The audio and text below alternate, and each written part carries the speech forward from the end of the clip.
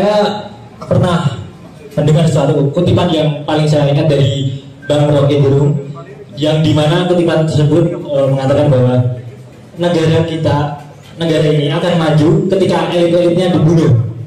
Nah, bagaimana cara kita memilih elit-elit itu? Sekarang saya tuh punya kegelisahan bahwa sekarang milenial itu tumpul terhadap yang namanya perkembangan dan juga perpolitikan ataupun dinamika yang ada di bangsa negara ini. Sehingga di tahun 2045 yang katanya mau digadang-gadang Indonesia ini akan menjadi emas, tapi bukan emas, ya tetap emas, tapi emasnya itu adalah emas kotoran, emas tai gitu.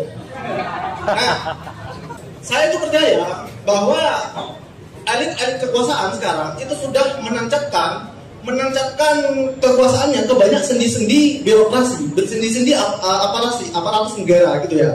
Nah, kemudian di lain sisi saya itu juga ingin mendengarkan penjelasan dari Bung Rocky terkait tentang kekuasaan dan pengetahuan. Kekuasaan menciptakan pengetahuan ataupun pengetahuan yang menjalankan kekuasaan tertentu.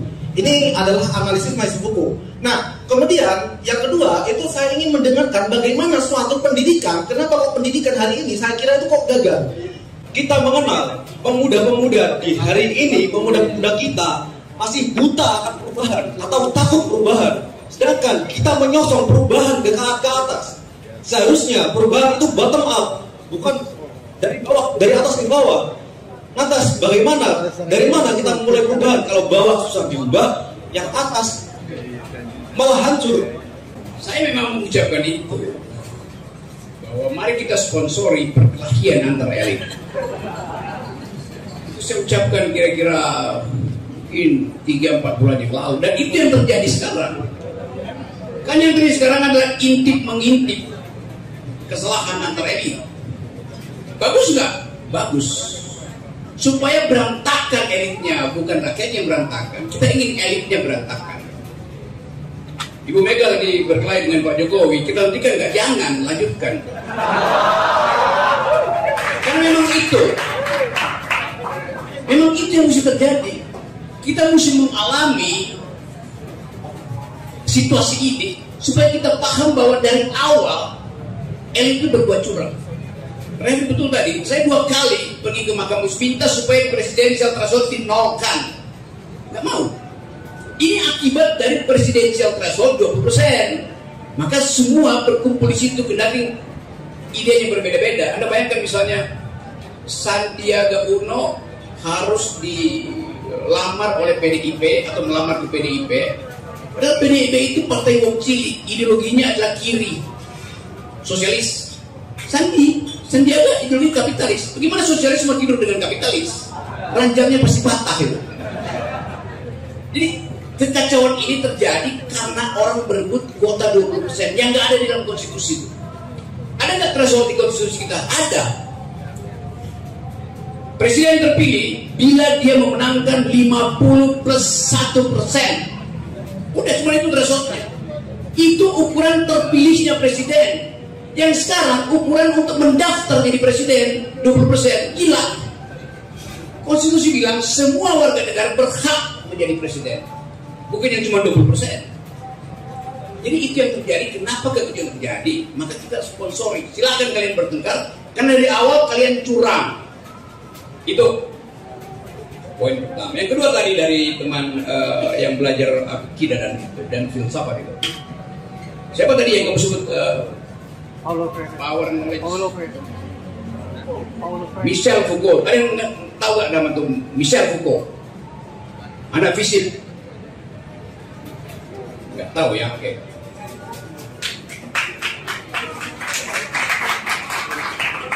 Michel Foucault, seorang pemikir Prancis, anggota French Academy, yang berupaya untuk mengulas politik, peradaban, bahasa, sistem kriminalitas, hukum, semua hal dia ulas. Dan di situ dia tunjukkan bahwa kekuasaan itu bisa memproduksi pengetahuan. Sebaliknya, sebelum Foucault mengucapkan itu, kira-kira abad 15, dalilnya adalah pengetahuan, knowledge is power. Yang mengucapkan itu siapa? Francis Bacon. Dia mengatakan bahwa kalau Anda punya pengetahuan, maka itulah kekuasaan. Sejarah berubah, dan ketika totalitarisme di Eropa mulai berlangsung, justru kekuasaan itu yang menghasilkan pengetahuan. Nazi memproduksi pengetahuan tentang rasisme berdasarkan riset-riset biologi. Teknologi memproduksi kekuasaan karena upaya untuk menghegemoni pikiran manusia. Seksualitas adalah kekuasaan laki-laki untuk menindas kekuasaan perempuan. Perempuan bisa berbalik menghasilkan pengetahuan dengan kekuasaan dia terhadap tubuhnya. Saya kasih contoh yang lebih ringan ya. Madonna. Anda tahu Madonna? Nonton filmnya In Bed with Madonna. Diranjang sama Madonna. Madonna sering dianggap mengeksploitasi tubuhnya untuk kepentingan uang. Jadi dianggap Madonna adalah bagian dari sistem kapitalis yang memproduksi tubuhnya untuk dinikmati oleh para laki-laki. Lalu Madonna membalik logikanya. Saya justru menundukkan laki-laki yang doyan melihat payudara saya. Karena itu saya pamerkan payudara saya. Jadi kekuasaan dia terhadap tubuhnya itu menimbulkan pengetahuan tentang dominasi perempuan terhadap laki-laki dengan upaya untuk menundukkan laki-laki. Jadi di situ kita bicara tentang hubungan antara power knowledge itu. Masih banyak kita terangkan ini karena yang bertanya adalah seorang yang belajar tentang akidah dan filosofi. Di kita hari ini kekuasaan itu bahkan tidak memproduksi pengetahuan. Kekuasaan itu memproduksi amplop. Kekuasaan itu memproduksi baleho. Kekuasaan itu memproduksi BLT.